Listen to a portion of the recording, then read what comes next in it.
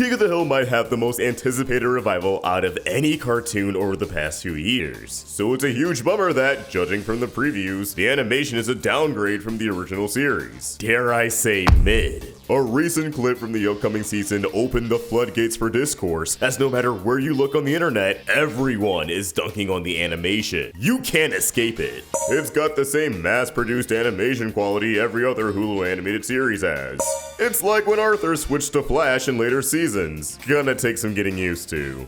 This is the type of animation you get at Megalomart. A lot of people can tell something has changed, but can't really pinpoint why, although many contributed to the animation being rigged instead of being animated on paper. But to my surprise, an artist who works on the show confirmed it's not rigged. So with a lot of assumptions floating around on the internet, and my previous coverage of similar topics, I wanted to set the record straight when it comes to the show's new animation style, and also give some of my own personal thoughts on why this clip looks rough.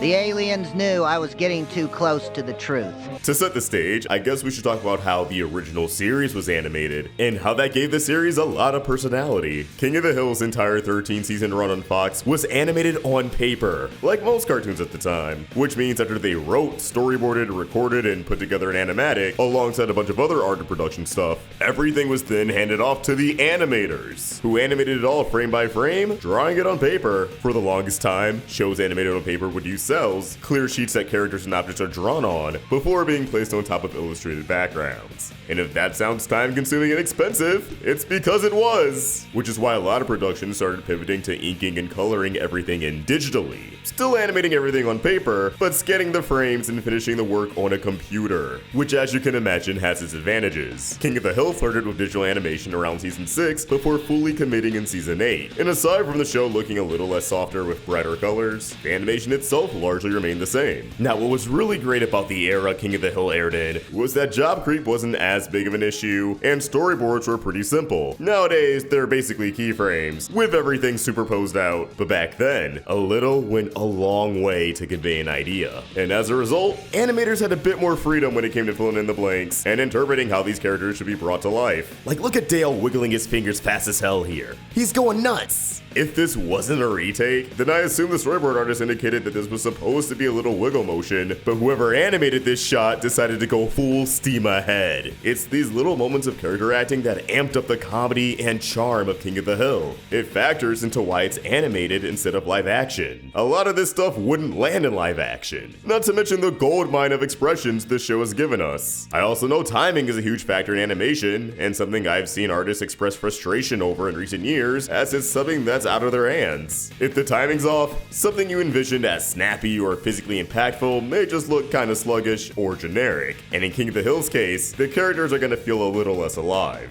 This brings us to season 14 and the new animation style that a lot of people aren't a fan of. Since King of the Hill first bought out of the airwaves in 2009, the animation pipeline has leaned further into computers. Just about every art job is done on a tablet now. Not really a bad thing. Technological advancements have made a lot of things easier, but with animation being expensive as hell, studios have definitely taken advantage of this to save as much money as possible at the detriment of artists and the overall animation quality. Cartoons are being made with less people who are given more to do with less time to do them. Might sound crazy of how long shows take to come out nowadays, but in animation's case, that's usually because companies procrastinate on renewals despite knowing animation takes much longer than live action. Anyways, the new King of the Hill is one of many shows to get hit with the rigged animation allegations. For those who don't know, rigs are 2D puppets of characters that can be manipulated in the same way 3D models are, adjusting them with different poses and expressions, so they don't have to redraw characters frame by frame, nor worry about going off model, at least as much. Although, don't get it twisted, working with rigs doesn't revoke your ability to incorporate drawovers or hand-drawn animation. They are meant to aid, not replace. And there are a lot of cartoons out there that use rigs and look amazing. That said, there are a lot of rigged cartoons that don't look great. A common criticism of rigged cartoons that look mid or just straight up bad is that the movement is stiff compared to traditional frame-by-frame animation, and it can feel a little uncanny. People still find it a lot less lively than frame by frame. But here's the thing, everyone's assuming King of the Hill is now using rigged animation, including me! A lot of these characters' movements just have a quality that looks bouncy to me. It's not like the original King of the Hill was some James Baxter level production, but even in its roughest state, it just feels more natural than a lot of the animation we're seeing in this new season. But various people who work on the show have been commenting on the discourse over on Blue Sky, and they have confirmed that the show is not rigged. I even asked a crew member myself and got a pretty straightforward response that deserves to be boosted and hopefully curb the miscommunication.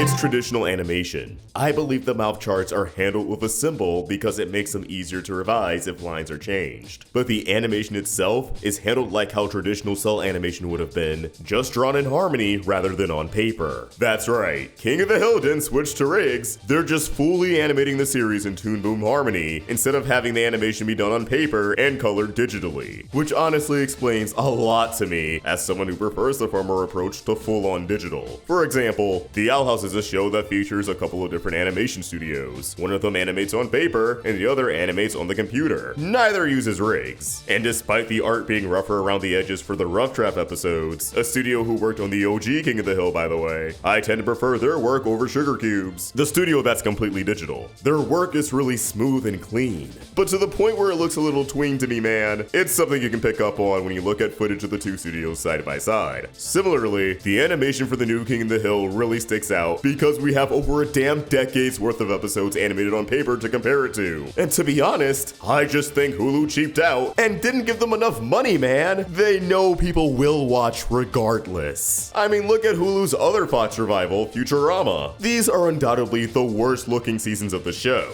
although the animation in the most recent season is a step up from the one before it. But still, there are so many moments where the characters feel as stiff as cardboard. Now look at Common Side Effects and Scavenger's Reign, two Warner shows that share a co-creator, Joe Bennett, and a production company, Green Street Pictures. Both of these shows are digitally animated, just like the new King of the Hill, but the difference couldn't be more night and day. Although I should point out, neither of these are sitcoms like King of the Hill, so it's not the most one-to-one comparison. Still, these have some of the best cuts of animation that we've seen from Western productions over the last couple of years. And fun fact, Mike Judge is a producer on Common Side Effects and voices like half the cast. It feels like Scavenger's Reign and Common Side Effects were given the resources to make the most out of digital animation, whilst King of the Hill was given just enough money to afford a hot and ready pizza. Those are more than $5 now, you know. What I'm trying to say is, the team at King of the Hill is working with what they got, and the results aren't perfect. It's also worth keeping in mind that we're seeing animation from their first go at a season that's completely animated on computers after spending like 15 years out of production. The team is gonna catch what did and didn't work about this upcoming season and factor it in when producing future episodes. Animation is all about trial and error, but the most egregious example of the animation not being up to snuff is this second walking shot in the museum clip. I understand walking shots are not easy in animation, but it's easy to see that even if they are still animating frame by frame, they're absolutely cutting corners to meet deadlines. The guy walking in front of Hank is clearly just a still drawing being dragged up and down across the screen, and it wouldn't be so jarring if bro wasn't hogging up the screen. It is impossible to ignore. Same thing is kinda going on with Nancy, but at least you can tell they animated her walking for a couple of seconds, and as the camera closes in, they just start moving her up and down as her legs are out of frame. But this also makes me think that this just wasn't a good choice to release as a promotional clip, because if no one saw this scene until the episodes came out, it wouldn't be a big deal at all, man, especially because people are going to binge all 10 episodes at once. So I do think marketing kind of fumbled in that regard, although I'd wager they probably weren't even thinking about it. The mouths being symbols might also explain why they look so basic, and it does detract from the charm of the original, as the characters feel less expressive than they did before. It makes sense that it's to accommodate rewrites in ADR, it's just a little unfortunate that we do lose something from it. Special poses are our saving grace now. And this is just my speculation, but even if they're mostly approaching it like a traditionally animated production, it truly looks like they're still tweening to make things easier, which isn't inherently a bad thing. I just don't think the storyboards had these shortcuts in mind, so it doesn't translate to the final product as well as they might have hoped. I definitely think I'm not as upset at the change in animation compared compared to most people, and that's probably because I was bracing for this from the moment I laid my eyes on the new Beavis and Butthead and saw they also ditched animating it on paper. It showed me that Judge either didn't have the sway to get drawn on paper animation, or just doesn't care. He's fine working with whatever they give him. Sounds easy to work with, but at least Beavis and Butthead had a boil effect to kind of offset the shift in animation. This has goodwill and nothing more. I also feel like I'm in the boat of I care more about the writing than animation for a show like King of the Hill, which you could argue is a cop-out, but it's just how I feel, man. So nothing I've seen has been a deal breaker for me.